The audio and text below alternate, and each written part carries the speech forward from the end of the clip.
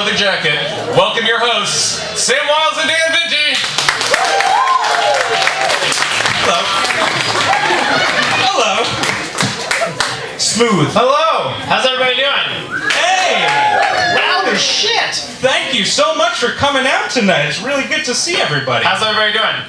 Good. Now you're unified because you all said the same thing at a time. Got it. Yep. That's how that works. That's a trick. Yeah. So, very excited to be here. We're off to a good start. Doing a monologue. We're really nailing it. It's been a while since we've done a monologue. done one of these monologues. Yeah. Anyway, thank you guys again for coming out to San Diego's most currently scheduled sketch comedy show. That's right. That's right. It's literally the only sketch show happening in this neighborhood tonight from 9 to 11. Never forget. Yeah, that's right. You know, it's been a while since we've done a monologue in our opening, but I gotta say, it feels pretty good. Yeah, we're trying it back on. It feels like running into an old relative you haven't seen for a while, who you've been avoiding because of what they said about affirmative action. It feels kind of like putting on your old favorite shirt from before you prayed the gay away. It was a weird summer.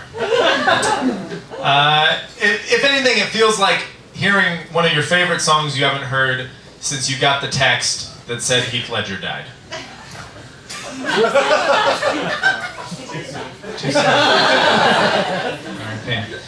You know, Dan, a little rocky at first. I feel like we haven't lost a step, especially our timing. Ah! Why Heath? That kangaroo angel. Why did you leave us?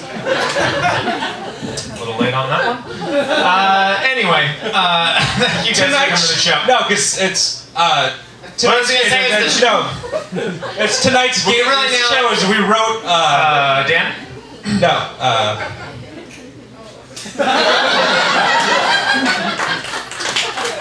Now we're synced up. That's better. What we were gonna do, we were initially gonna do this show. It was gonna be about credit default swaps and government-sponsored corporate fraud, and then I was like, what kind of low bullshit is that? So instead, we're gonna do a game show. If you guys love Wheel of Fortune, get the fuck out. Okay, that game is boring, and you're an asshole for supporting it. Fuck you.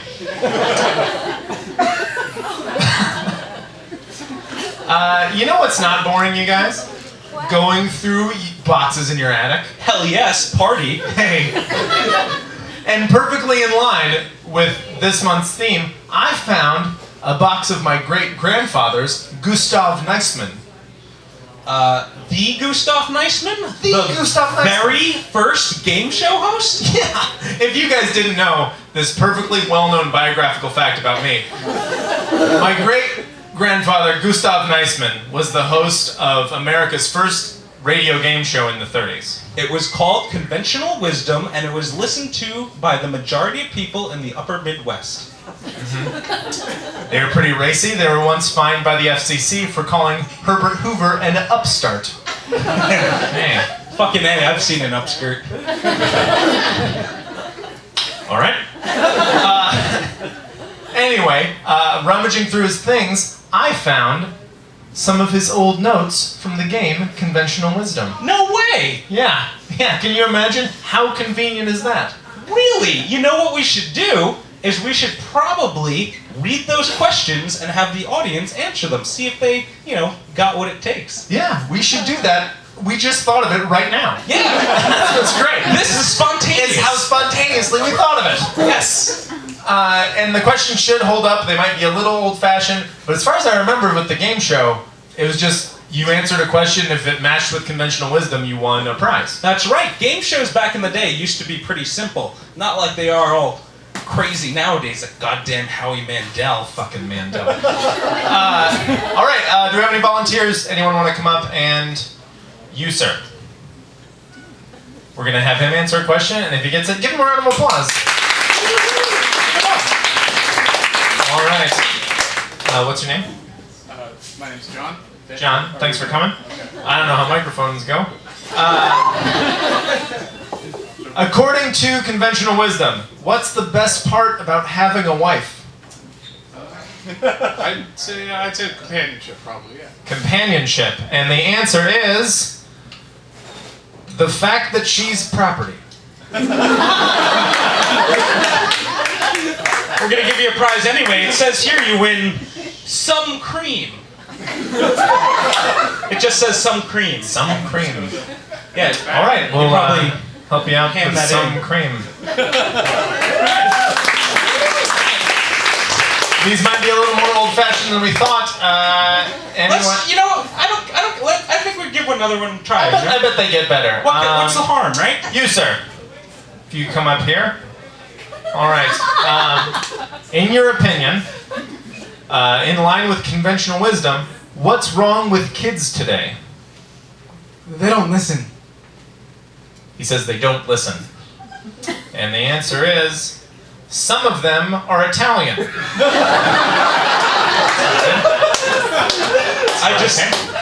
He's too adorable. Let's give him a prize anyway. What does he win, Daniel? Less cream. It just says less cream. That's not good. Go ahead, hand that in. Get you some cream, I guess. Yeah.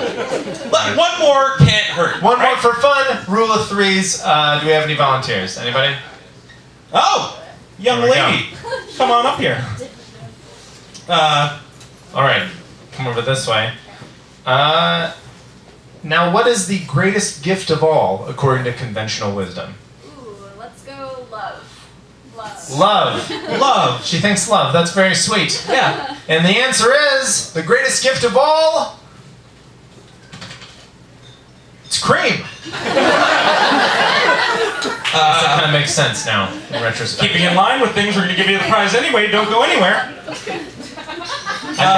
You win a horse. Hey. He's dead, though. So you win a dead horse. Everybody, she wins a dead horse. Yay! Yeah, conventional wisdom. All right, you guys, we're gonna get the show started. Thank you so much for coming out. We love you. We have a crazy good show for you. Enjoy, everybody. Ow. This is a video sketch.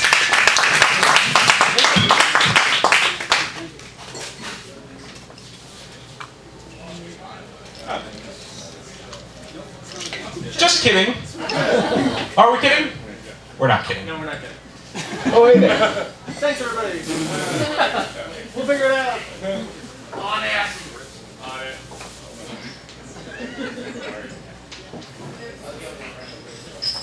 It's just the president of So Say We All. That's just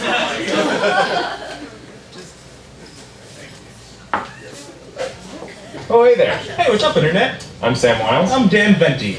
and we've been hired by Bronson's Earphones and the National DJ Association to bring you something unlike anything you've ever seen. We set out with a documentary crew to find the best Most skilled. DJ in America. Welcome to America's Next Most DJ.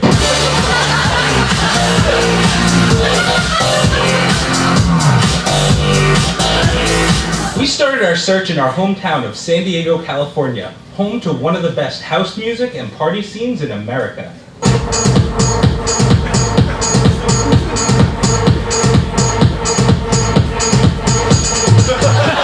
surprised we found one of our DJs right here in San Diego.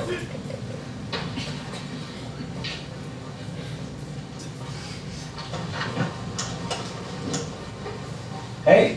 Oh, what's up? I was just reading.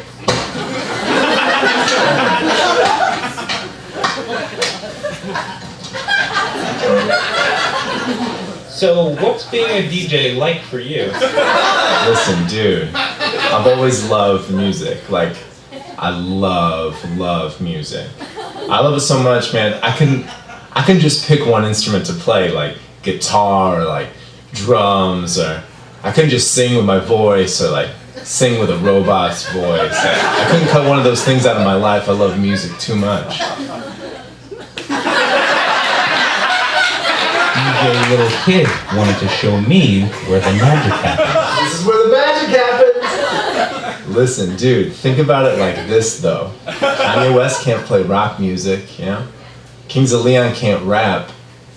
can play all of that.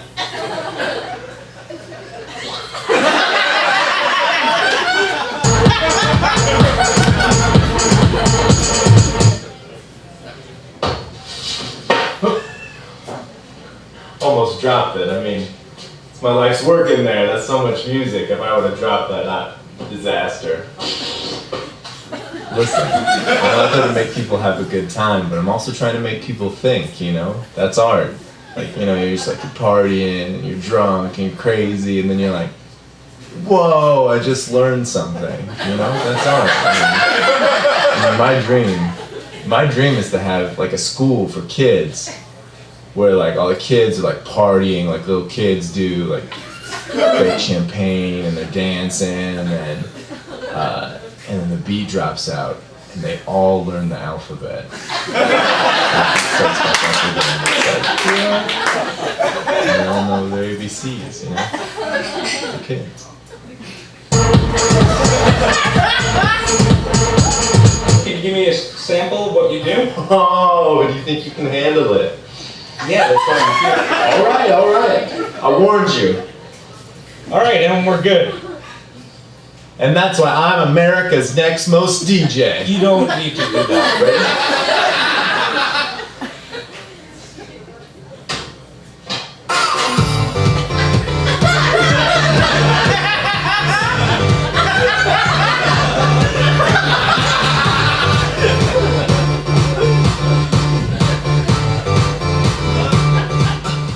Do you have a day job to supplement chasing your dream? Hell no. People pay DJs a lot of money for some reason. But hey, that's just part of being an artist. Like, being an artist is like everybody likes what you do, and they give you money for it. And it's part of the territory, you know? Like, how many poor artists do you know? 0.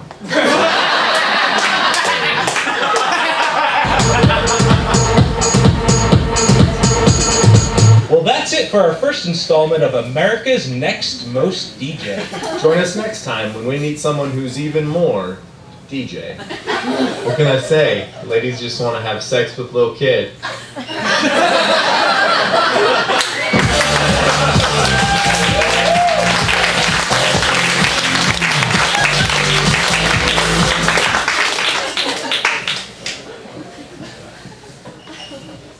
All right, guys, I hope you're ready for your first comic. Ladies and gentlemen, all the way down from Temecula, Mr. John Fraser. Yeah, all the way down from Temecula. Put that on the fucking box. All right. So, how's everybody's summer? Good? Bitchin'? Yeah? That's how I refer to summer, as like I'm signing someone's yearbook. Is everybody just bitching? Everybody staying sweet? Don't ever change. You guys, don't ever change. Tomorrow's 4th of July, that's exciting. Never forget the day when a bunch of white people decided to break away from the other white people and subjugate every race and creed on the planet. You guys are so brave, we did it. Thank you so much. I know how hard it can be to get away from white people.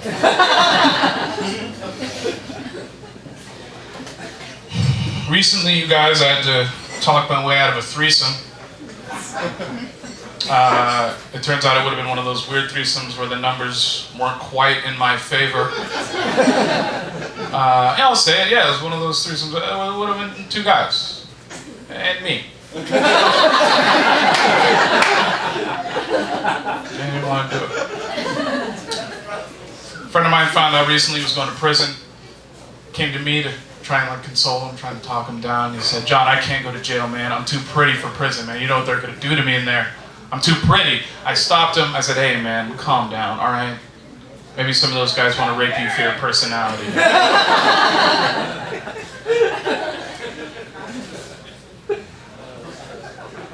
If I ever get really rich, you guys, the first thing I'm gonna do is pay 2 fat people to have sex right in front of me. So I always wanted to see a Venn diagram in 3D. I like using jokes about Venn diagrams to separate the audience into 2 groups. One of whom gets the joke. The other group that doesn't. Joke one of the circles is a lot bigger than the others. It's okay. That's all right. My comedy's like jazz, you guys. It's about the jokes I'm not telling you.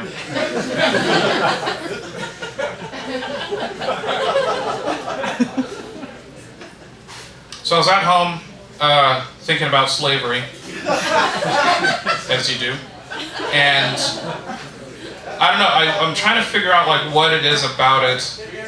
You know what? Actually, let me tell you guys this. I don't know if you guys notice this a lot as you like when you're going out.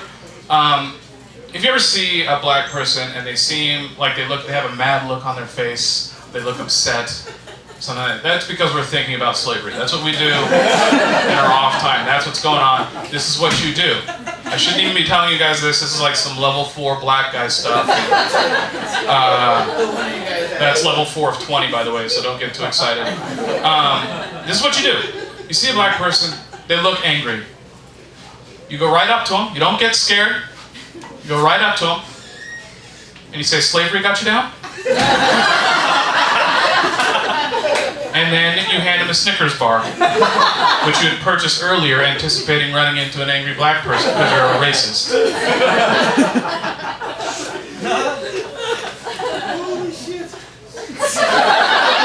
Guaranteed, you guys, that black person will be smiling in minutes because they're beating the shit out of you. And who doesn't love that? Oh boy, so it's summer. I love the summer because I love movies. I love going to the movies. I hate though this like culture of reboots that like are all over movies now. They're rebooting and remaking everything, and I can't stand it. Absolutely can't. Like they're rebooting Superman now. I don't know if any of you have seen this new Superman movie. It's the same story every single time. Like, why are they even bothering to reboot Superman? I was thinking, if you're gonna reboot it, you gotta change it. And what better way to change it than make Superman a black guy? Like really, it's like it'd be the easiest conversion to do too if you just look at Superman's origin story. Okay, like look, Superman fact number 1. He originally came here on a ship against his will. Listen, that's an uncomfortable part of Superman's past. And no one likes to talk about, but it happened. You should acknowledge it. Superman should be black. Origin fact number 2. He's better than white people at everything. So, again, easy swap. Actually, you know what? He's better than white people at everything, but he's not known as a very strong swimmer. So, that works. Superman also wasn't raised by his real father, so it kind of they're not all great. But no, like I don't know. I think they should make him black if for no reason too, like so that way he actually has a real weakness, like some kind of real adversity to overcome. Like, all right, Superman. They're designing Superman. Superman came out in 1938. What can this superhero do? Everything. Okay, well, what does he look like? He's a white guy in great shape with a job in 1938. He doesn't even need superpowers. That guy's already unstoppable. He's gonna be fine. That guy's Don Draper, basically. But what if you had just add all that stuff in and then go, and he's a black guy. In 1938? Are you kidding me? Then you need some super strength.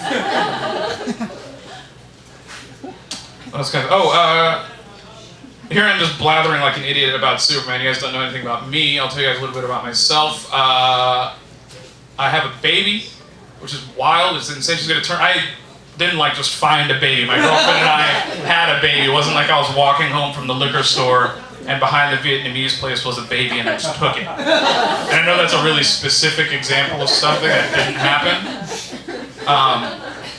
but it didn't. No, my girlfriend and I have a baby, and it's a little girl, very small, and it's crazy, like how much I can love something that's actively trying to fuck up everything I do. Like we have like this crazy bond between the two of us. I know what games she likes to play. I know what'll make her laugh, what'll make her sad, everything, and she can't even talk yet. Like it's wild. Like one day we were playing, and I'm just dialed in. My dad sense is dialed in. All right, I'm playing Look at the iPhone. I'm playing Here's Dad's Keys. I'm playing Don't Fucking Eat My iPhone. I'm playing all the hits. All the hits. Daddy decides, you know what, this is going great. I'm gonna set you up here on the couch. Daddy's gonna grab a beer real fast. And now, at this point, my daughter, she can't stand on her own, but she can stand like on stuff. You know what I'm talking about?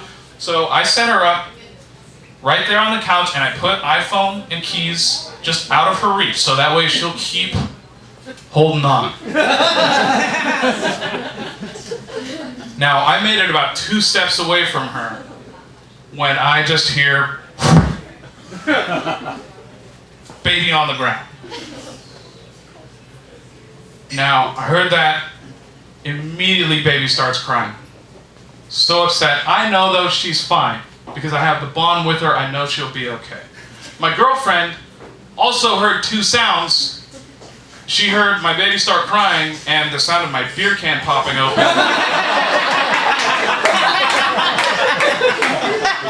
And that made her mad, that set her off. And she came to me and she's like, "The fuck are you doing? How could you drink right now? Your baby's on the ground crying, you piece of shit!"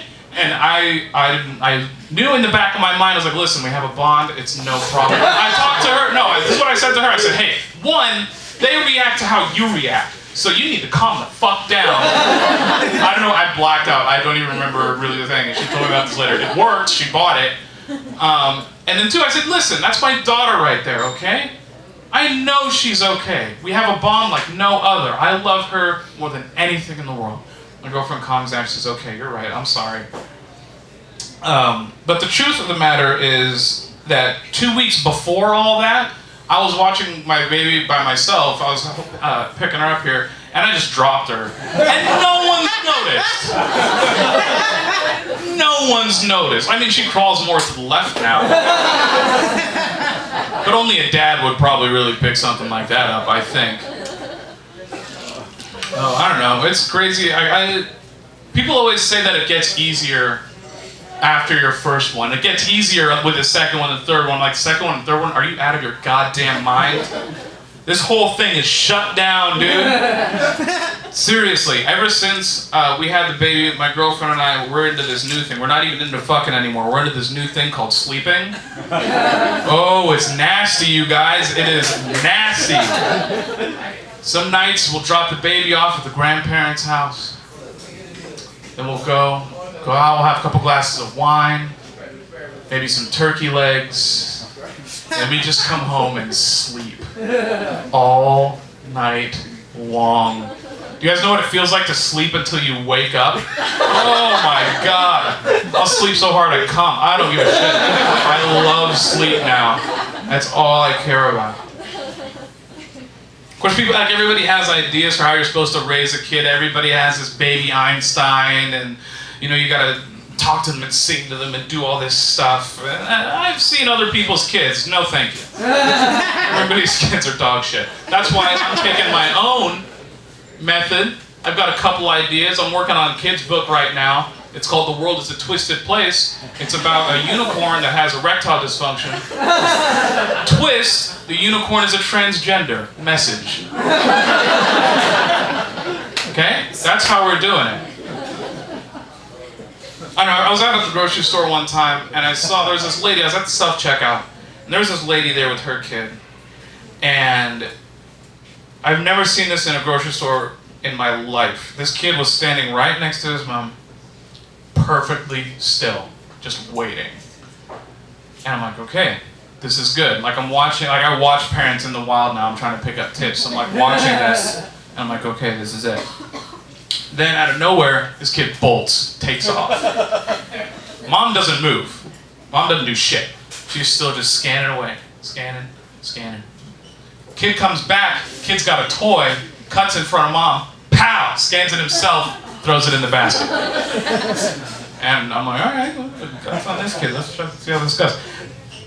Mom stops him and goes, listen, what are you doing? You can't do that. And this kid goes, Mom, you told me that if I was good, I could have a toy.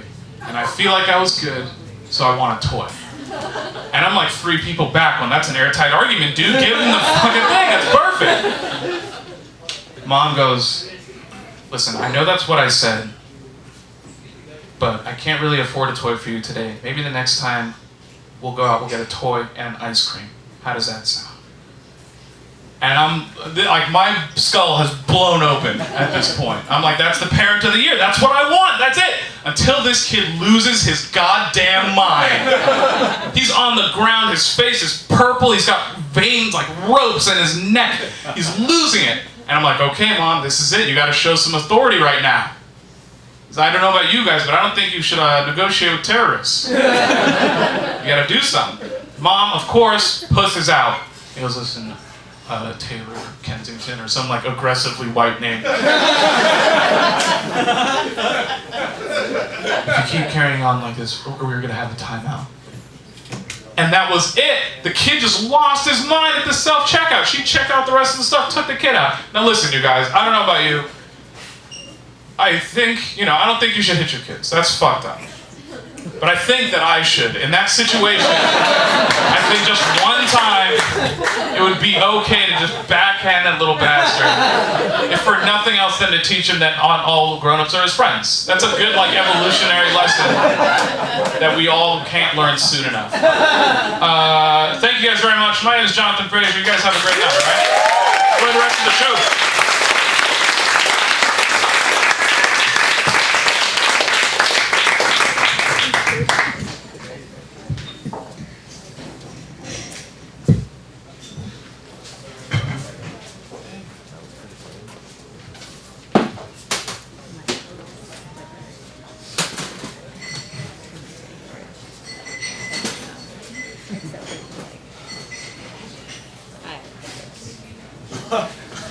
I can't believe I'm about to do a broadcast with the Cal Housler.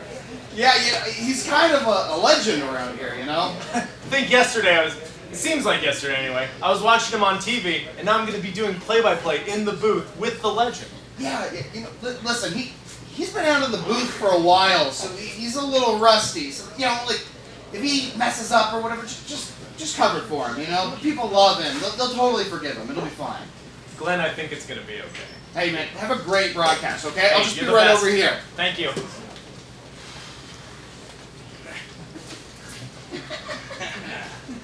Oh my God! Oh, Mr. hey! Housler, I'm Danny. Hey, please call me Cal. Oh, Cal. It's an honor to be doing the broadcast with. This is my first broadcast. Well, that is very, very flattering, son, but we're about to kick off, so let's just have a clean, professional broadcast. Professional, Clint. All right.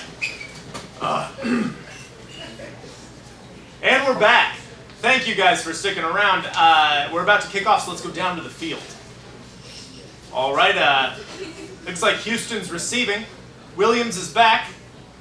He takes it at the 10. He's up to the 20, and he breaks a tackle to the 28. Oh, wow. Williams, he's got quite a spring in his step. He's like a panther, his ability to change directions, pretty much panther-like. Yeah, I can see it. Yeah, he seems like a panther.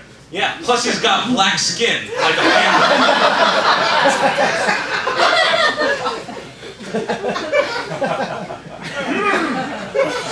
Houston's in the I formation. Stewart's under center. Play action. And he throws to the wide receiver, and it's caught. Oh, what a catch! 7-yard gain. Yo, it's surprising to see a white wide receiver make a catch like that. Oh, look out. Looks like he's injured. Thank God. I mean, he's injured. Too bad we have to take an injury timeout. We'll see you folks in a bit. Ooh, wow. It feels good to be back in the saddle. You're pretty good out there, son. Really crisp calls. I'm going to go over some notes. Thanks! Glenn! What the fuck, Glenn? Look, I know he's a little crotchety, okay? A little crotchety. He's Paula Dean. Topical. I know. Look, I don't like it any more than you do, okay? But if we don't let him finish the broadcast, the network's gonna be on our ass, alright? So, okay, you're back. Just handle it. Just do it the best you can. You're back in 5, 4, 3, 2... And we're back. Thank you guys for sticking with us. It looks like Houston's back in the I formation. Stewart takes the snap, and oh no, he fumbled it. Turnover. ball goes to Carolina. You know, turnovers will just kill you. But it's come to be expected when Stewart is under center. That's a good point, Cal. Stewart leads the league in QB turnovers. It's safe to say his play this season has been pretty erotic. Cal, I think you're saying it wrong. I think it's pronounced erratic. I know what I said. Erotic has a different connotation. I think you mean erratic. Listen, I didn't get shot in the nom, so some sissy-faced pumpkin asshole in a friggin' cheap suit can tell me how to say words. Okay. It looks like, Newton is in the pistol formation. He's a couple steps back from the center. Yeah. And, Yeah. Pistols. Reminds me of something. Taking our country back. Something about pistols, I'd like to say. okay, it looks like they're running the option. Newton has the ball. He's rolling to his right, and he pitches it to Goodson. Goodson scampers for 8. You know, that was a pretty good play. Newton stared directly into the eyes of the linebacker and pitched it at just the right moment. You know, an option is an excellent play to run against a 4-3 defense because the end is usually occupied by the tight end. Cal, that's some great insight. Thank you for that. You know, Newton stared into the eyes of the linebacker much like I stared into the eyes of my commanding officer during a session of sexual congress.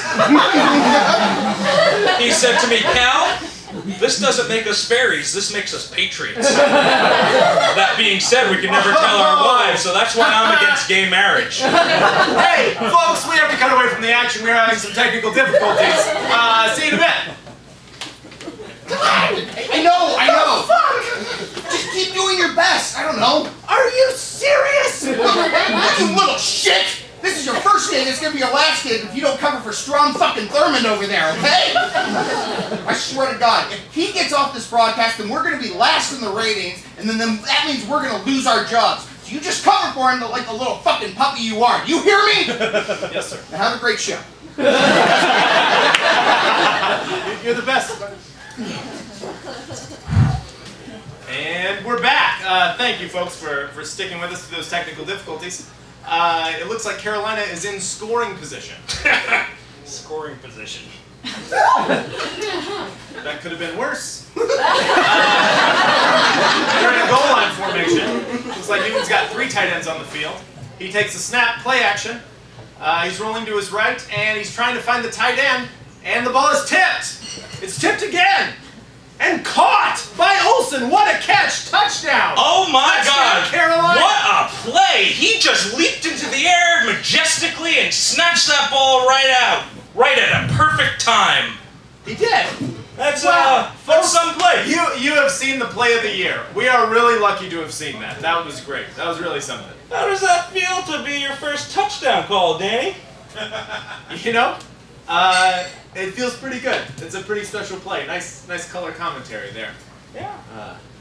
Yeah, I think this is going to work out all right, you know? It's going to be a pretty good game. Yeah. And Olsen, you know, gotta say, he has been a touchdown machine this season. You know, it's almost like he has a disease like that forces him to find the end zone. Yeah, finding the end zone is in his blood, I'd say. It is. It's like he has a syndrome, like a touchdown syndrome, like touchdown syndrome. You know, and that is why I call him the Mongoloid.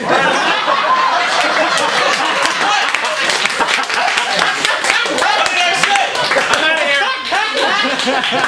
Just keep going. All right, sorry about that interruption, folks. We're just going to continue the action.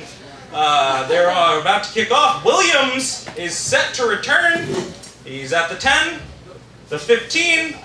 Oh, and it's a fumble! Recovered by Amobi Okoye. Amobi Okoye, of course, the nephew of Chiefs running back Christian Okoye, the Nigerian Nightmare. They call him that because he was born in some country. Let's, how do you say that country?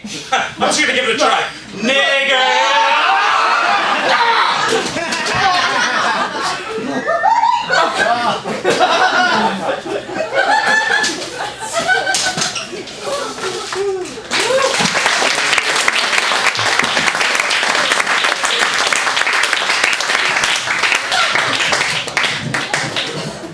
Never a dull moment.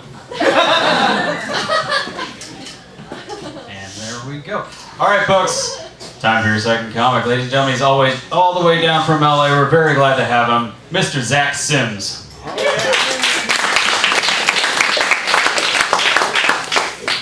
But just a thunderous round of applause for your host, ladies and gentlemen. Great job.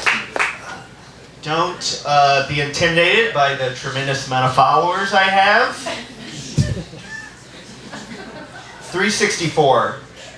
We're going to hope to be at about 358 by the end of the set. See how things go. All right, we'll just keep that up there. I'm just going to pretend like that's not there. Feel pretty bad about the amount of followers I have. Anyway, we're here on a good night. We're here to raise money. We're going to have a great show. We'll talk about this. I am getting a little older. I just had a birthday recently. I'm starting to be a man's age, which is exciting. I'm starting to find some things out about myself as a human. And I've learned this. This is a big thing I've learned. I've realized that how I look at and see myself is very different than how other people see me, which I don't love. I'm not a big fan of that, because I like to think of myself as, a real man's man, a Ray Liotta type, if I were to label it. Yeah. Punching nerds, Frenching models, all that good stuff. But I don't think other people see me that way. I found that out recently. I walked into a Subway sandwich shop, and I walked in. I saw a lady behind the counter. She gave me a little smile, potentially a bedroom eye. So I got very excited, in my head there's a lot of fucking going on at Subway apparently, so I was very juiced up, and I walked up to her with a tremendous amount of confidence, and I said, "Oh, hello, I'll have the Italian BMT, please." And that is when she burst into hysterical laughter and said, "Oh, I thought you were a little boy." In fairness, I was wearing a sailor suit, but still, holding strong. But I don't know, I would like to be an adult. That seems good. Trying to do things to make that happen, get some new t-shirts, H&M medium, feel good about it. I stopped buying jeans that have loops on them for my hammer. That's been a big thing. But I'm still not all the way there. The other day, I was hanging out by myself in a park, which is always a sign your life is going well. And I was just hanging out, and I looked down, and I had a massive brown stain on my shirt. Had clearly been there for hours. Best case scenario, gravy. The best possible stain is gravy. And I'm just consuming so much gravy that I have no memory of even having it. It's like I'm currently drinking gravy. That's how much. It's like my Matrix, where I think I'm doing stand-up for you fine folks. But in reality, I'm in the back of the KFC in Des Moines, swimming in the gravy pool. That's best case. Worst case, I don't have to tell you, poo. And now I just have to move to some special home for people who don't know when shit's on them. Because you never want to reach the point in your life where feces is not a red flag. Where you're just well, there's poo on me. What are those, corn nuts? Can I just get a little? Act out right there. So yeah, I'm just gonna move into the woods now with all the other unfuckables. I think that's the big option. It's just me, the lady who wears cats for underwear, and the guy who thinks semen's a type of glue. Good softball team. Good softball team. Not great at a party though. Nobody ever likes a semen line. But I still do it 8 years later. Still do it. You keep doing it. You keep working it. You work till it works it.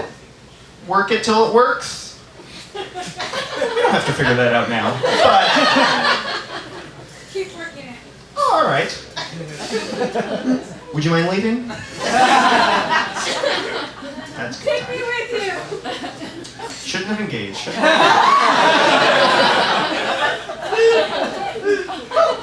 Do Do you guys, we might be able to relate on this. Did you guys in elementary school have the kid who wore sweatpants every day? Do you guys remember that kid? Sweatpants kid? Wore them every day? That was me, I did that.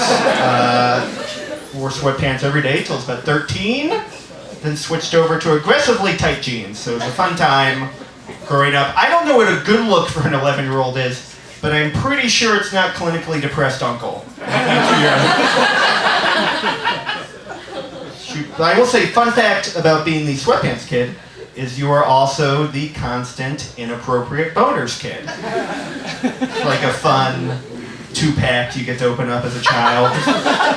You know?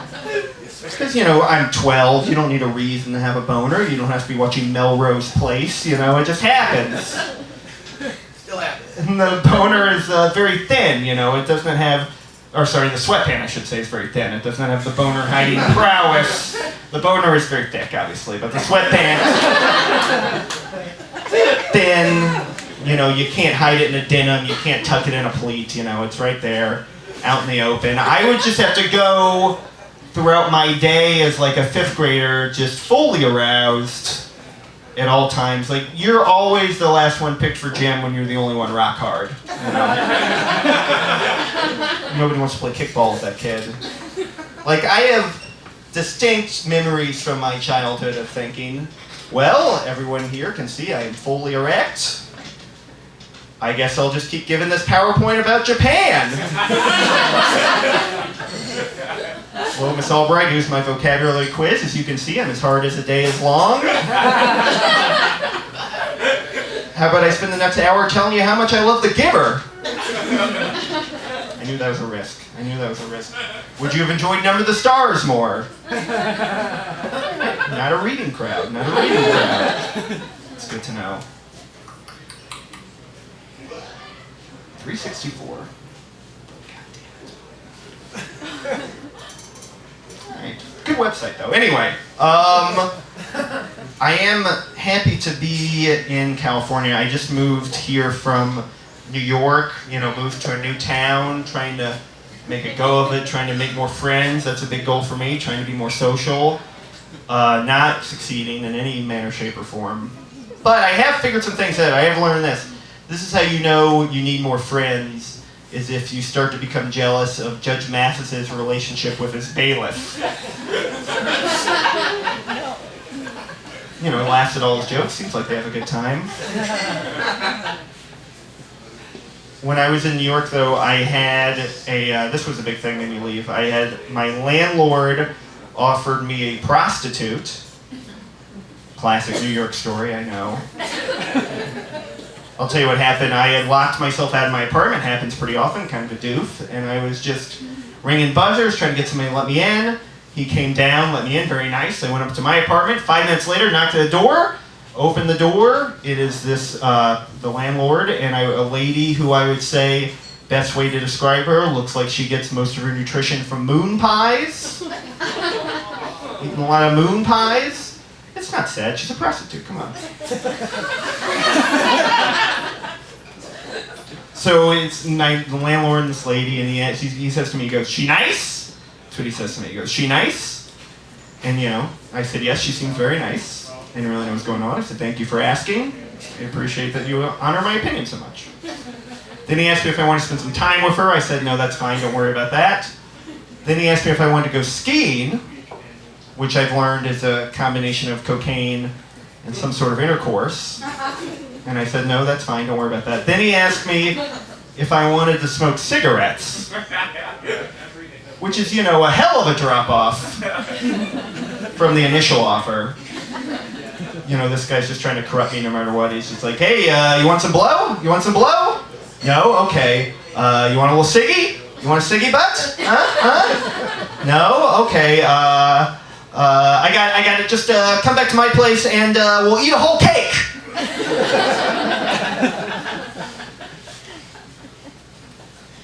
I went to high school. I'm sure you guys did too. Smart crowd. I can feel it.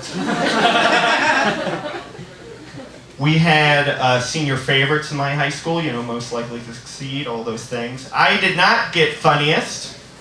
It's kind of upsetting. It went to the guy who whipped his dick out on field day.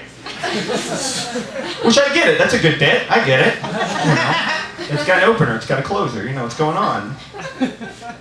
I got most unique is what I got voted.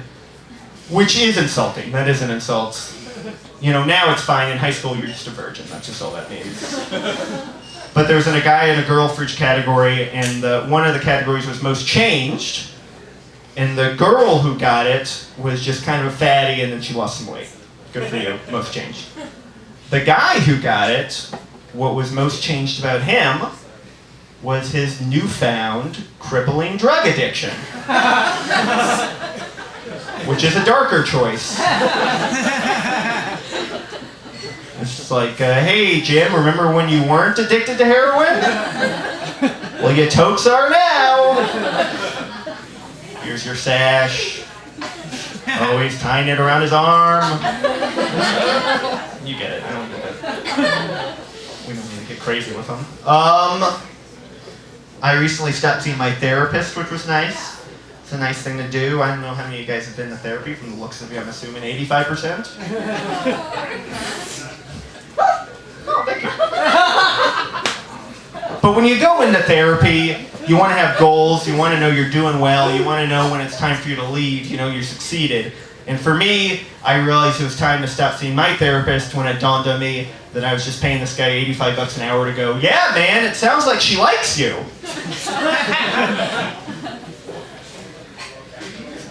But I don't want it to seem like I'm a total sad sack or anything. I'm doing well. I've mastered dating. I'm the king of all dates. I'm the lord of dating. You know, I know how to do it. I know all the moves, you know. Compliment wardrobe. Ask her about her dad. Make out city. Boom, boom, boom. I haven't always been this good though. A few years ago, I was going on a first date with a lady, and I was walking over to the drinks place, you know, and I thought to myself, first date, met this lady like twice. We're probably entering the bone zone, more than likely.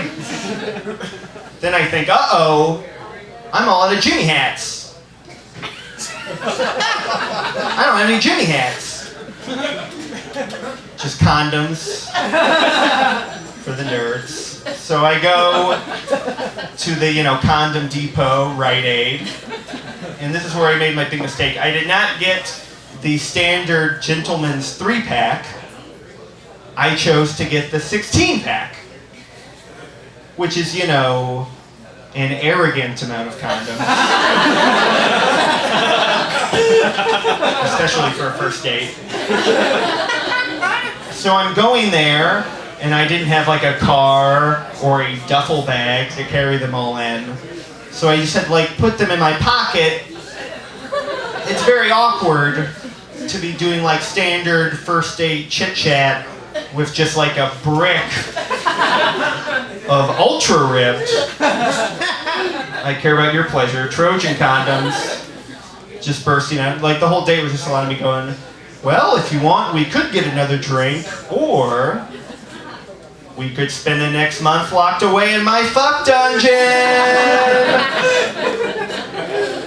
16 condoms, not a lot for a fuck dungeon. Sometimes you're gonna raw dog. You're gonna raw dog sometimes.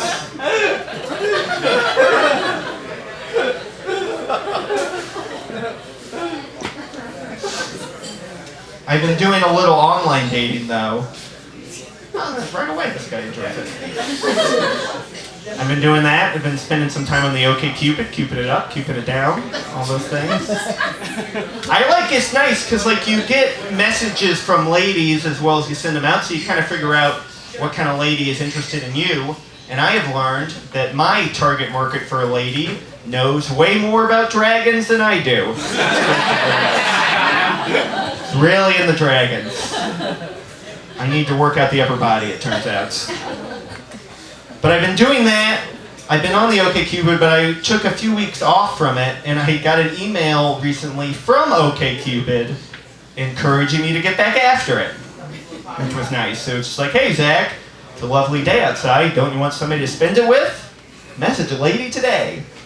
It's just like nice. You know, it's nice that we now live in a world where computers can call me a loser. That's good. I can't wait till the day comes I get the email, hey Zach, we noticed you've been watching a lot of MILF porn lately. Considering your age and family history, you might want to talk to somebody about that. Best of luck, FuckTube. Email was from FuckTube. But I'm fine. I'm fine. Don't just assume because I'm not on your site, I'm just hanging out all day fucking a bag of Fritos. It's good. I've got some free time. It's been nice.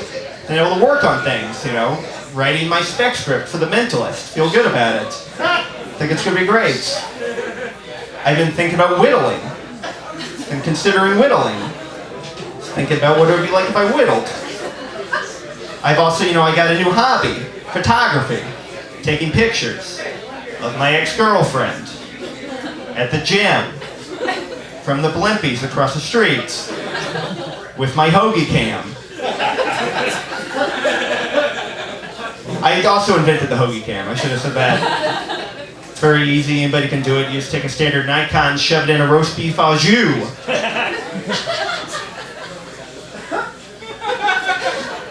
That's the funniest sandwich you're going to get tonight. I'm just saying. But I actually did break up with my girlfriend recently. It was not fun. I didn't want to do it. I don't recommend it. Wherever you're with, stay with them forever. That's my advice.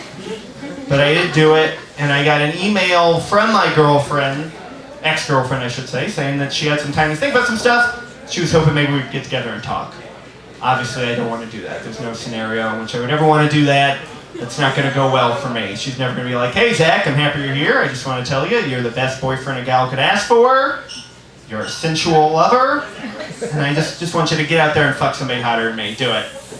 She's never going to do that. More than likely, she's going to be like, hey, Zach, I'm happy you're here. I just want to tell you, you have the penis of an 86-year-old crop duster. And I told all your friends about your dream where Liam Neeson just holds you.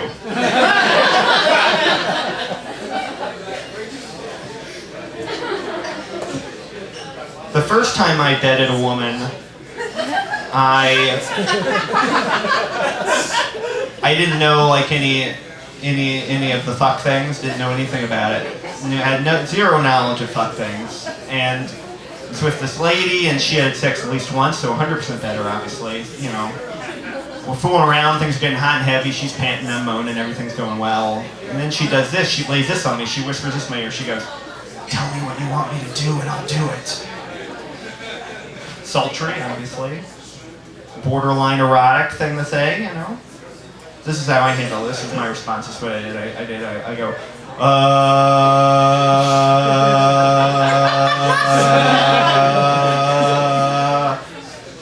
porn stuff? We do some porn stuff? And I only watch lesbian porn, so just let me go, why aren't we scissoring? We're supposed to be scissoring. Where's your dildo? I brought mine. Just seems right. You come to a fuck party, you bring your dildo.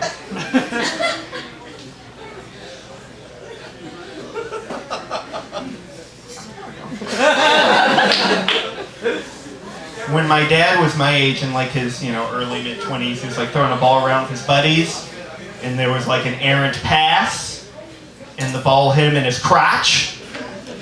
No good, obviously. He didn't do anything about it. After a while, there was a lot of pain, a lot of swelling.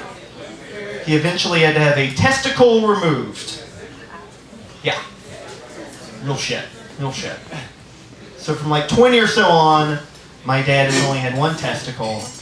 And I learned this recently, and it explained everything that's ever happened to me in my entire life. Like, I am clearly the product of a one-ball pregnancy, Like, this doesn't come out of two healthy testicles. Like, there was this time in high school where I liked this girl a lot, and instead of doing anything about it, I wrote a screenplay about her. Which, that's a one-ball move. I will say that I don't want to break, but it was Broken Arrow, so...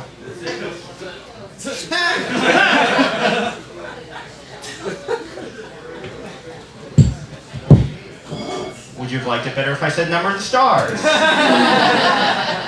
thank you very much!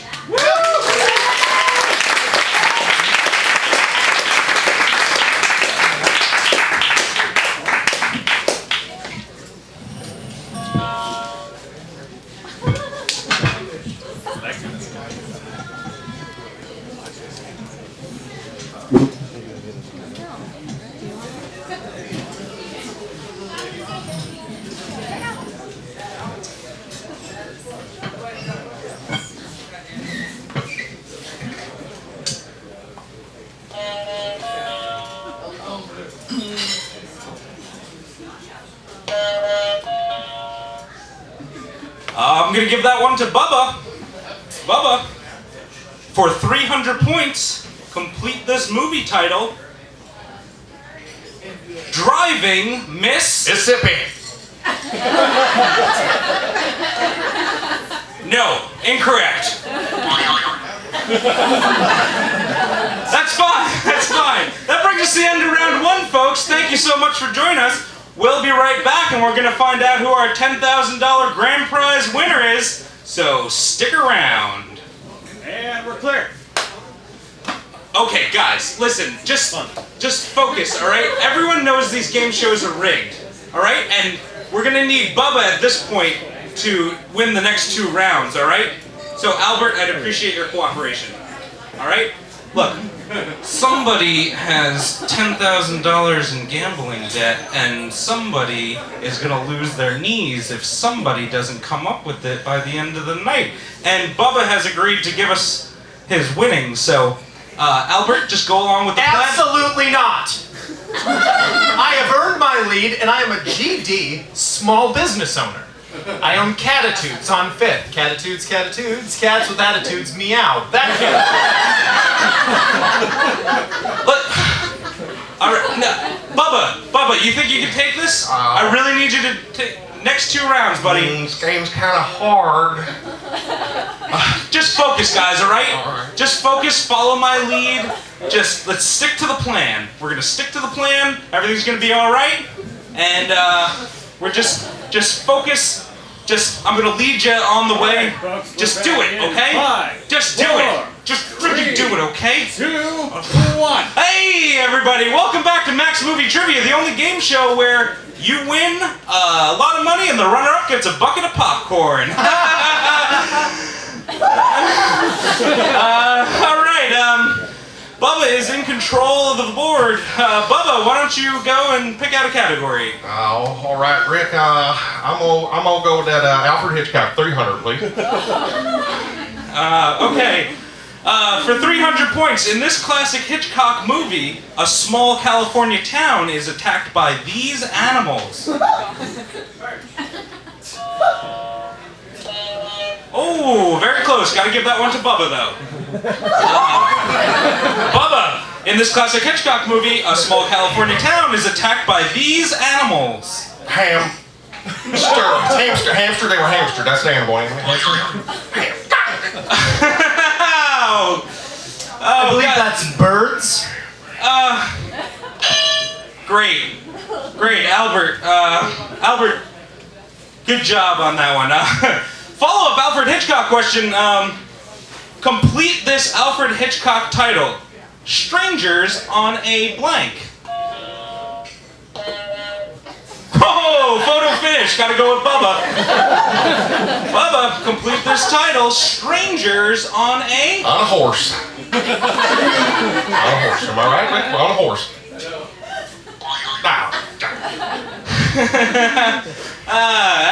Albert, complete this title. Strangers on a train. Oh, very good, very good.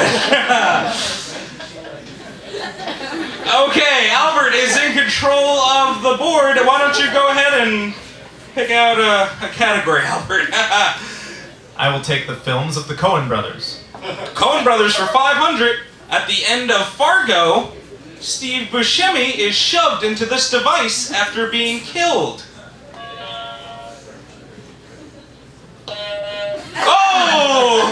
Oh wow. I don't know about that one. Gotta go to the judges. Judges, who was that? We're gonna go with with Albert. It was Bubba. They're going with Bubba. Okay. Bubba, at the end of Fargo, Steve Buscemi was shot. And might I add, you're looking pretty chipper today. Pretty chipper for somebody who lives in the woods. Oh, thank you. Yeah, chipper for the woods guy. The woody guy being chipper. Okay, at the end of Fargo, Steve Buscemi is shoved into this device after being killed. Bubba. Rick, I'm gonna go with the garden hose. Okay. I believe the answer is wood chipper. Okay, fantastic. Albert, follow-up Coen Brothers question. Ooh. Which state is No Country for Old Men set in? Nobody's buzzing in. No one knows the answer? Oh, Bubba! Bubba, yeah, Bubba. In which state is No Country for Old Men set in? I do know. It's a Lone Star State. The steers and queers don't mess with Mexico. Right? Dang it. God damn it, Bubba. Albert, in which state is No Country for Old Men set in? If you want, only if you want. Texas. Fantastic. Well, that brings us to the end of round 2. Albert with a commanding lead of 1,600 points. And Bubba, dear sweet Bubba, with only 100 points. We're going to be right back, ladies and gentlemen. Stick around. And we're clear. God damn it, Bubba! What the hell is wrong with you? A garden hose? You can't fit a body in a garden hose in Mexico? Mexico's a goddamn country! I'm sorry. Look, this is hard. You know, your advice did not help, by the way. You told me all you got to do is look at a lot of trailers, so I stayed at home. I'm a winner. I can go all kinds of trailers. You goddamn deep-fried piece of shit! I will... This is not his fault. You're a terrible host and a terrible man. What are you talking? Don't even get me started with you, Mister. I know all the movie trivia. What kind of pathetic? Just upset. Yo, what kind of pathetic loser stays home and watches movies all day? Huh? The kind that gets murdered by bookies. Yeah. Oh, I'm gonna murder you. You watch. I'm gonna shove you into a trunk. I will drag you out into an open-ended area and choke you with my bare hand. I will be toileted. Motherfucker! I will kill you. I will take your head. God. Hey, welcome back to Max Movie Trivia, the only game show where your shoes are sticky by the end. Albert with a commanding 1,600 points and Bubba 100. Albert's in control of the board. Let's go with well, you pick out the category. I'm gonna go with the films of Mr. Stanley Kubrick. Oh, that means it's the final question. That means you get to wager as much or as little as you'd like. Stanley Kubrick is the category. You get 30 seconds. Okay, that's enough time. Albert, how much are you willing to wager? I'm gonna say 1,500. Okay, 1,500. In A Clockwork Orange, Alex loves this famous composer and then is conditioned to hate him. I believe the answer is Mozart. Incorrect! Incorrect! It brings him down to 100 points. Bubba, you have a chance to win. I got this one. I know this one. In A Clockwork Orange, which composer does Alex love but is then conditioned to hate? One word. Leonard Skinner.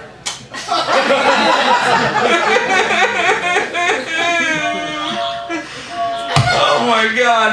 Okay, that's it, folks. That's it. Join us next time on what am I saying? There is no next time. I gotta get out of here.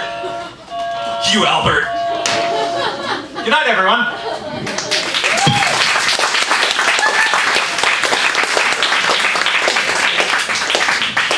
All right, folks, are you ready for your headliner?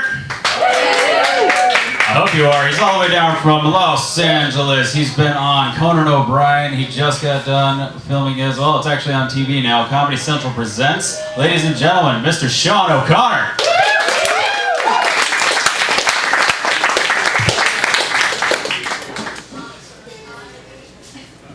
Hey, how are you guys doing tonight? Good?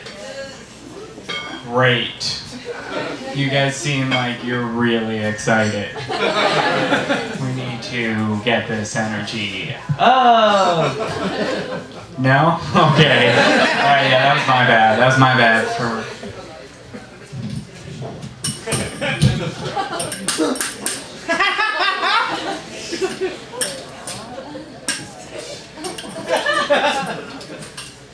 Not a bit.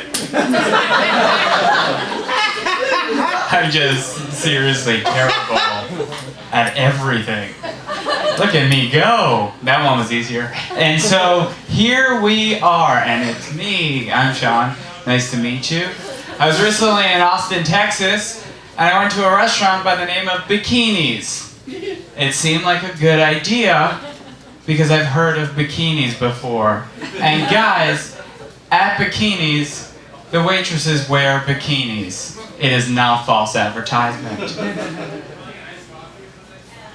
I go in, me and my friend Jared are on a nice professional business dinner at Bikinis. Our waitress comes up, she goes, "What are y'all having to drink?" I say a Diet Coke, my friend Jared says a Texas Tripper. She walks away. 25 minutes later, she walks back, no drinks, and goes, "Hey, I'm all out of sorts. What were y'all having to drink?" Diet Coke, Texas Tripper. She walks away again. She comes back 33 minutes later. I kept time. She's like, "What were y'all having to drink again?" Diet Coke, Texas Tripper. She walked away. At that moment, I realized, had she been wearing a shirt, she would have been the worst waitress of all time. But she wasn't, so top 10, like, she was pretty good. Like, we should put her on cover of magazines. Like, she was nailing it. I think I'm gonna get engaged to my girlfriend. That's a big deal.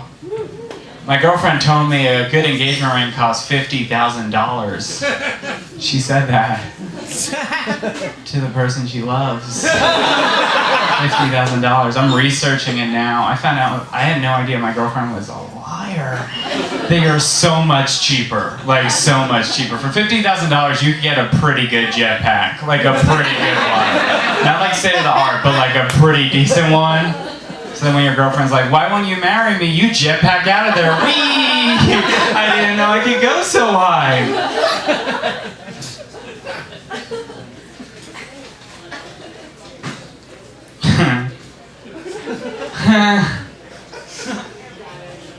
But I love her and stuff. I'm a real gentleman in the bedroom. I'm always saying please, thank you, and sorry. And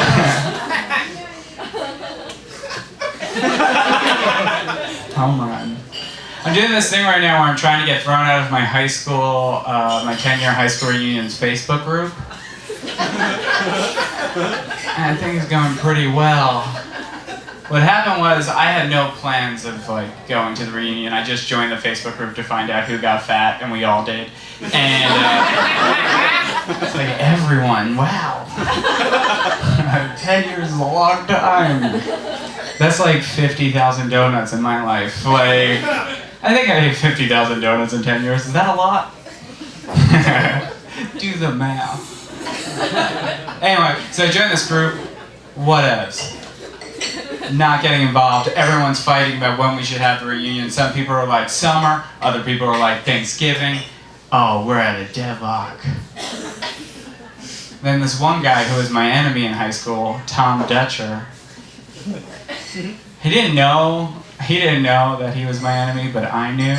Like, I chose that he was my enemy when he fingered everyone. Like, he fingered everyone. Like, from Gina Rose Avenieri down to Katie Smucko, they all got fingered by OTD Tom Dutcher. So I hated him. And I hadn't thought of him in 10 years. So everyone's fighting. Thanksgiving, summer, and he wrote, "Obviously not everyone can make one date. Having said that, July 15th. It's like, oh, you're in charge now. Crazy. I didn't know you got so much power from fingering everyone. So then a girl wrote, a sweet girl, Katie, wrote, "I'm actually working on a cruise ship to August. Can we do it in August?" Everyone was like, "Yeah, Katie, we could do it in August. We love you, Katie." Then he wrote, "Girl, like I said, obviously not everyone can make one date. July 5th, 15th. And at this moment, I realized this Facebook group needed a hero.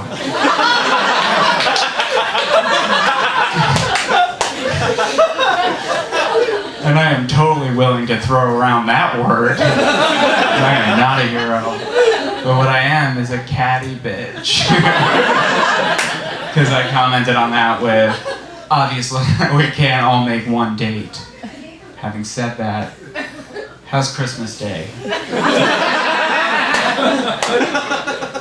He wrote, are you fucking serious? And I wrote, no. And left the group.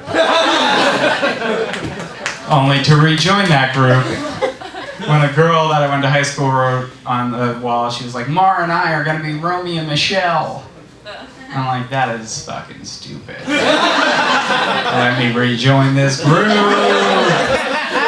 So I commented on that with, what the fuck is Romeo and Michelle? Then 2 minutes later commented again with, just Googled it, get the reference now, awesome. Then 2 hours later, commented again with, just watch this movie, how did I miss it? It's now my favorite of all time. I earned her trust, she added me on Facebook, and I went crazy on her wall. Because I read the dumbest Facebook status update on her wall. It said, I have not failed 10,000 times. I've simply found 10,000 ways that do not work. Thomas Edison.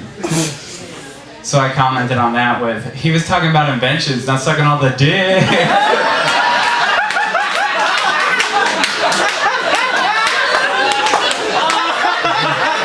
She's a doctor. Pwn her? I don't know what that means.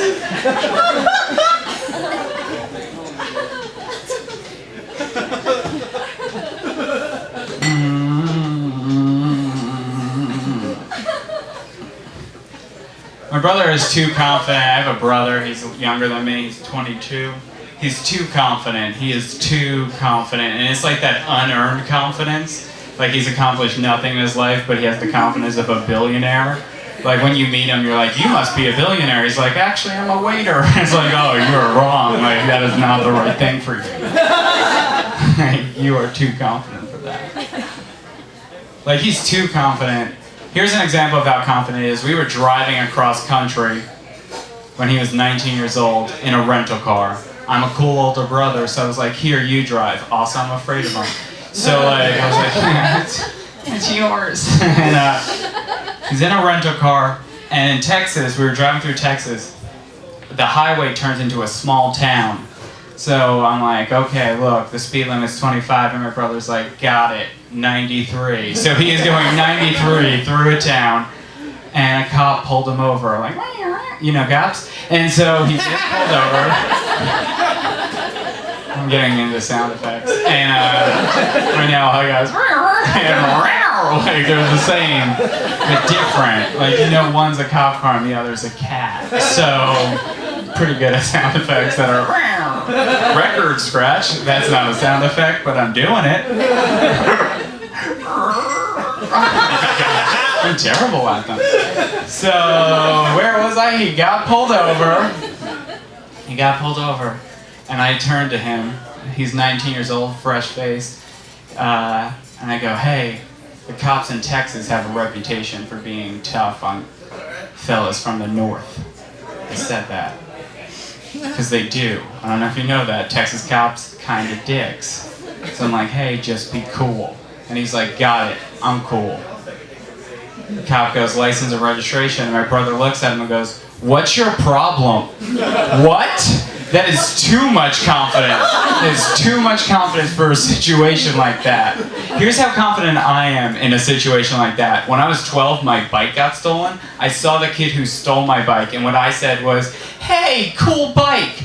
We are from the same family. That doesn't even make sense to me. That's not a joke yet. It may never be a joke, guys. Oh, I want it to be a joke so bad. That is not a joke yet. And that's why I'm learning on stage. Constantly. Is this a joke? No. Can it be? Probably not. Am I gonna keep doing it? Oh, you betcha, 2 more times. I gotta work those next 2 times. That's how stand-up comedy works, guys. Free lesson. That's the Barefoot Contessa's husband, and he's always watching over me. Hello, Jeffrey. Nice to see you again.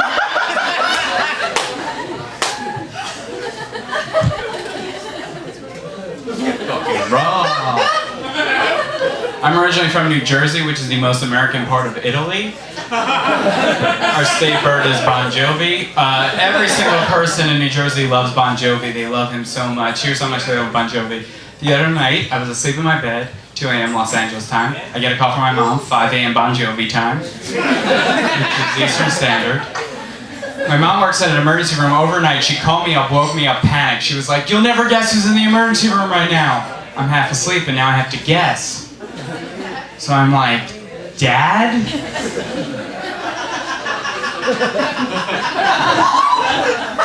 And my mom said, "Better."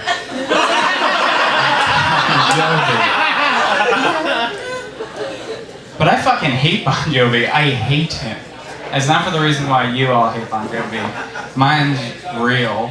You see, Bon Jovi got me fired from my job at Best Buy when I was 18 years old. I'm 28 now. I could have been a supervisor.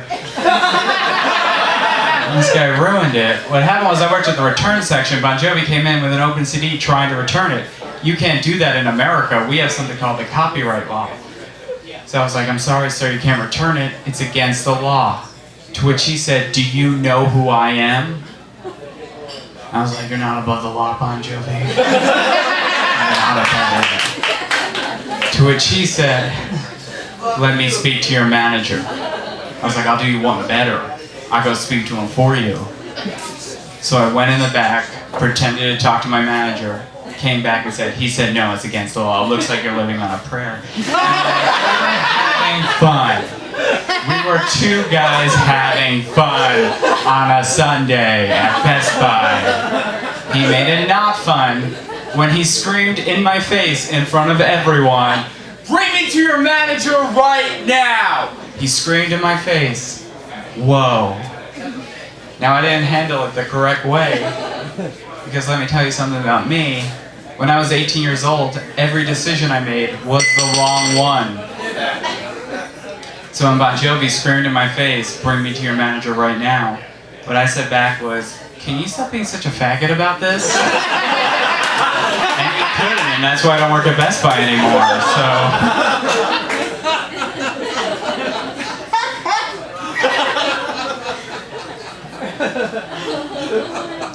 Staying on the topic of music, my favorite thing about music right now is Kesha. I love Kesha. Oh my god, she's the best. For those of you who don't know who Kesha is, she's the new Beatles. And she's incredible. Oh my god. I went to see Kesha live. It was the best night of my life.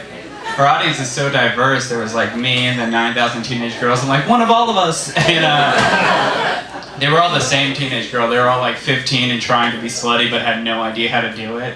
They're going up to guys and like, "You can put it wherever you want," whatever that means. It's like, you're not gonna like what that means. It means the butt. Back. And then Kesha came out and sang songs. In the middle of her 7th song, which is about how her vagina is a gold Trans Am. Not making that up. That's real. She's blonde, hence the gold. Trans Am, used up pussy. So like, we get it. It's subtext. I get it. That's how she's like the Beatles. All their songs were about other stuff, so I get it. In the middle of the song, the chorus goes, "Wham bam, thank you man, you want to take a ride in my gold Trans Am." In the middle of the song, she yells, "Stop!" And all the musicians stop. And me and the other teenage girls all stop. Because our queen was about to speak. And she's like, "I just realized something."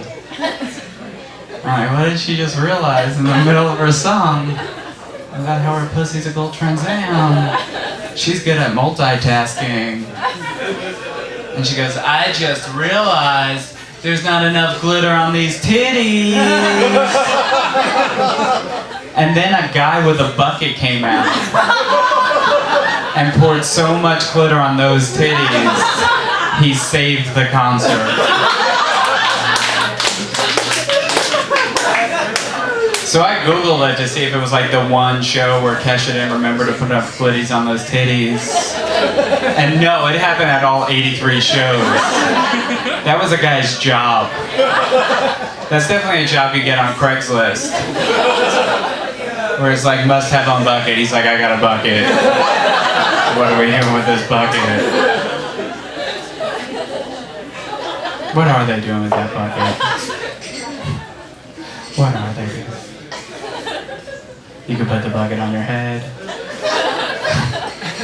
Play guitar for Guns N' Roses. Because congratulations, you're now Buckethead. Alright. You guys remember Buckethead? No?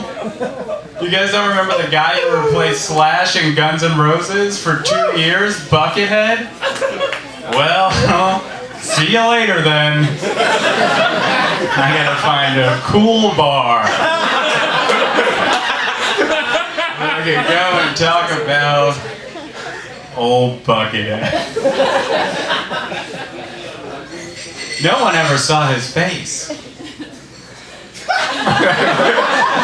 A man of mystery that Buckethead was.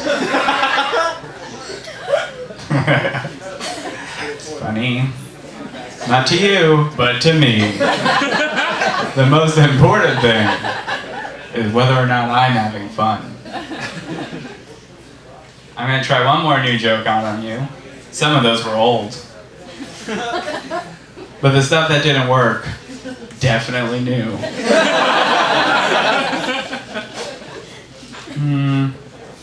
This isn't funny. My weight is always fluctuating. Sometimes I'm fat, and other times I'm more fat.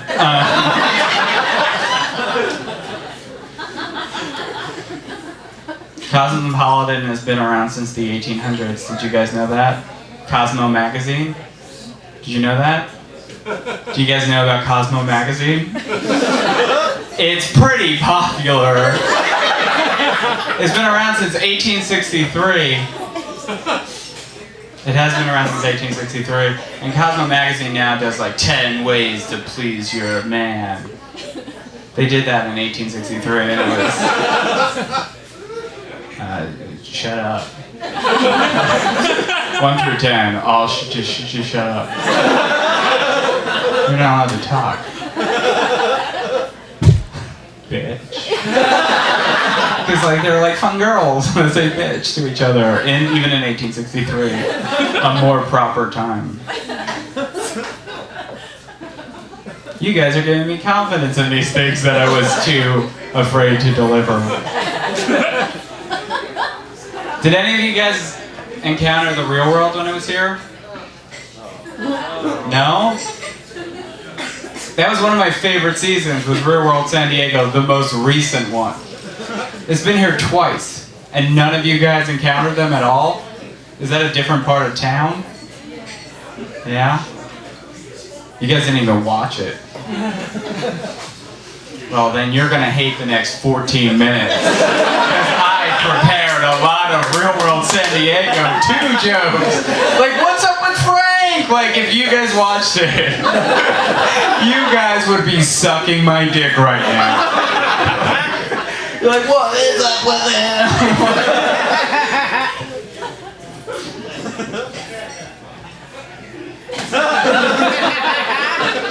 Do you guys remember the Real World though? Like, when it was awesome. Like, it was important. It was like super important.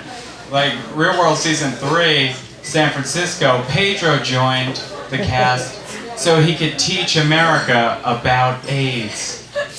That's how important the show was. Is that it cast someone to teach all of America a lesson. 7 years later, Trishelle was on the Real World to get AIDS. Like that. You guys don't watch any season of the Real World?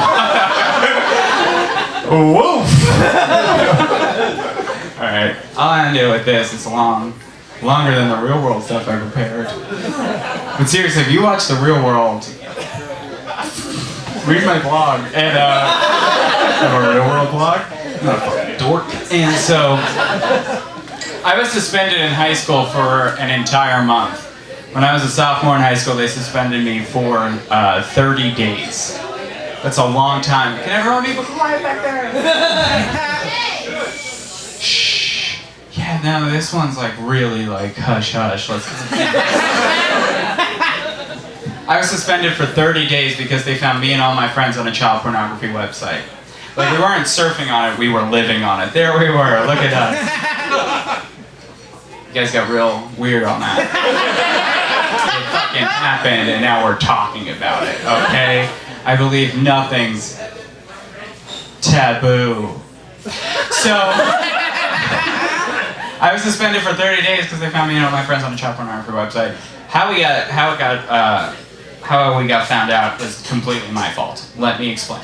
What happened was we were all hanging out one night. We were 15 years old. We were all talking about how no girls want to date us. We were like, no girls want to date us.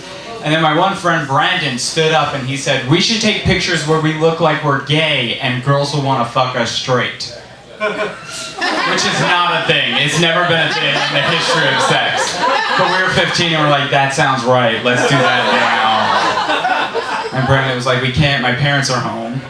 So what we can do is tomorrow we can take these pictures at our super Catholic high school. And you're like, 2 for 2, Brandon, you're on fire. Like, no wonder you're in honors classes. You're practically a scientist. Next day we get to school, it's picture day. We all comb our hair. Fun fact about Brandon, he's now totally out of the closet and just tricked us. And we would have just accepted him. I would have accepted him. Brandon and Derek go first. They take the most convincing anal sex picture you have ever seen. Like, if you saw, you're like, they're in love and they deserve to get married. Like, Derek was all up in them guts. And so... Bless her heart. What? Bless her heart. Bless her heart? Yeah. And so Shaka bra? Is that what you do? I don't know. I've never surfed. I'm pretty cool dude. Alright. That was fun for me. That was fun for me. This is how I'm talking now, because you rudely interrupted me in the thing that I have such a good flow in. Okay, where was I? Up in them. Oh yeah, Real World. So like...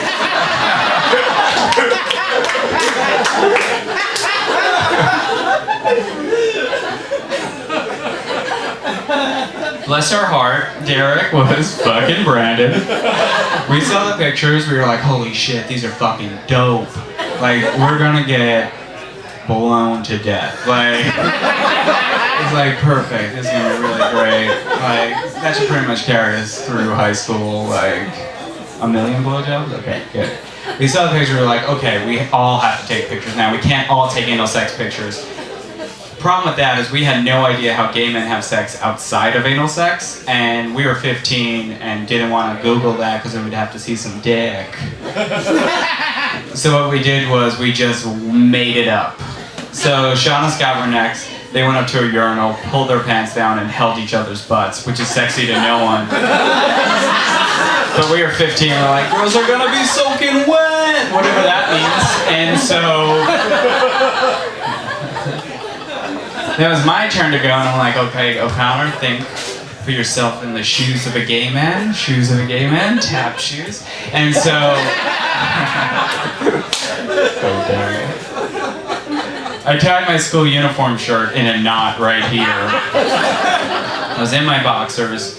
My friend Dan was on all fours in his tighty whities, and I sat on his back with a belt around his neck.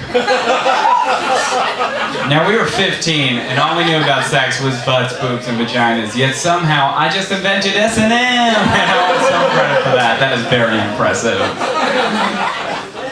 I untied my shoe doing that. Fixing it. There we go.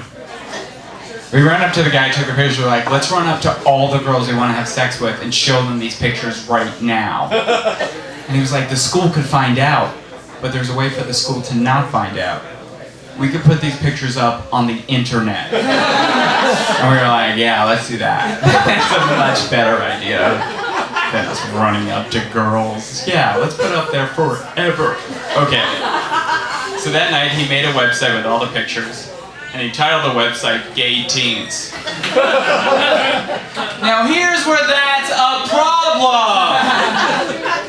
This was 2001, and we used to have this website back then called Google.com. And people would go to it when they wanted to find stuff. And some of those people wanted to find gay teens. And some of those people own child pornography websites. So this guy found those pictures, stole the pictures. I know, what questionable morals from this child pornographer.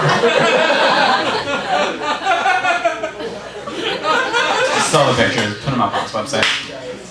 While that was happening, there was an FBI agent. And I don't know if you guys know this about the Federal Bureau of Investigation, but they hate child pornography. They hate it the most. They hate it more than you hate it, I bet. They hate it more than you love it, maybe. I don't know. He saw these pictures, he was like, clearly they are children. If there was only some way that I could verify that they were children. Wait, is one wearing a school uniform shirt? I was. And my school uniform shirt was a white polo shirt and it said the school's name on it. So this FBI agent must have been a pretty good detective because he found out where we went to school overnight. So the next day we were all walking to school with each other like, what are you going to do with all your pussy? I don't know, probably eat it.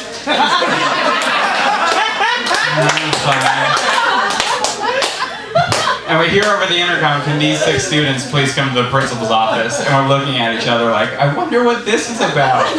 We're probably getting an award. So we go downstairs to the principal's office. In the principal's office is the principal, his secretary, and all of our parents. Which they did not say over the intercom. Because had they said that over the intercom, I would have ran out of the school and then died in the woods. That was my backup plan, a much better plan, a real hero's death. So, how courageous of me to live off the fat of the land. So I die in that scenario. Never said that before. So they take us all in one by one. All one by one, I watched 4 of my best friends walk out of the principal's office with their parents. Everyone's crying. At that moment, I realized I'm not going down like that. I'm not a chump. I can't make it pop enough. And my mouth is so dry. And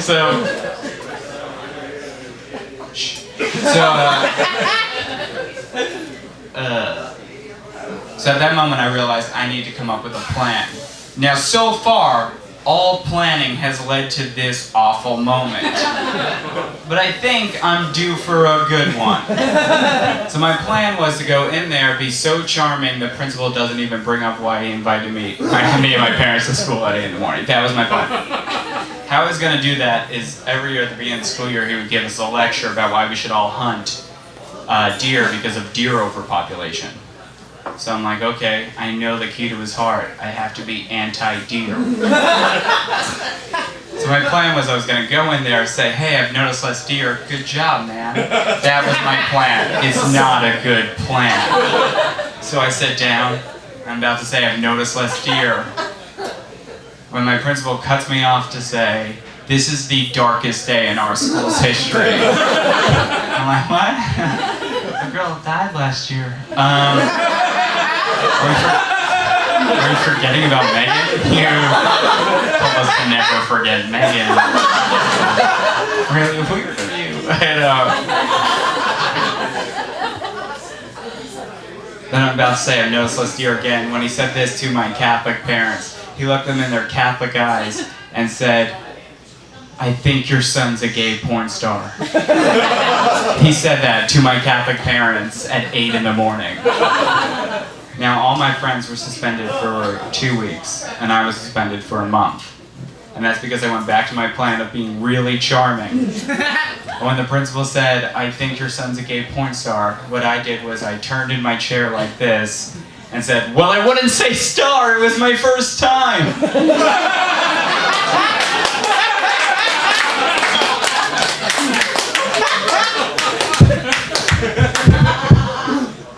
Alright, I'm gonna do one more joke, and then I'm out of here.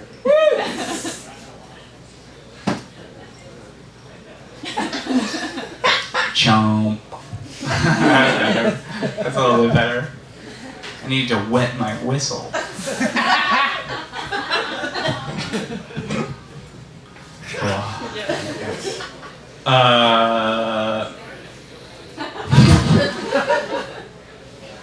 I dated a girl in college and her boyfriend before me killed himself. That's how they broke up. And she told me that as we were going into a party, and I was like, awesome, I'm gonna have to get so drunk I don't remember that.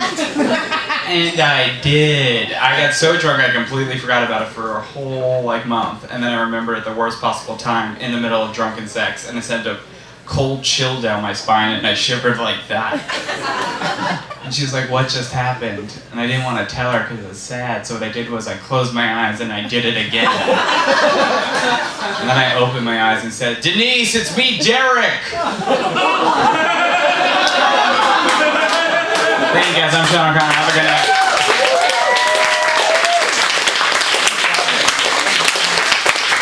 Thank you guys, that's the loudest microphone ever. Is it? Keep it going for Sean O'Connor. Incredibly funny. Thank you. My ass. All right. That's a personal request. Thank you guys so much for coming out to the show. We really appreciate it. We do this the first Wednesday of every month. Anything you got? Yeah. Are you able to talk? So Say We All helps us put on the show. They're a great nonprofit. They support a lot of art stuff. If you didn't donate, toss them a couple bucks. It really helps out.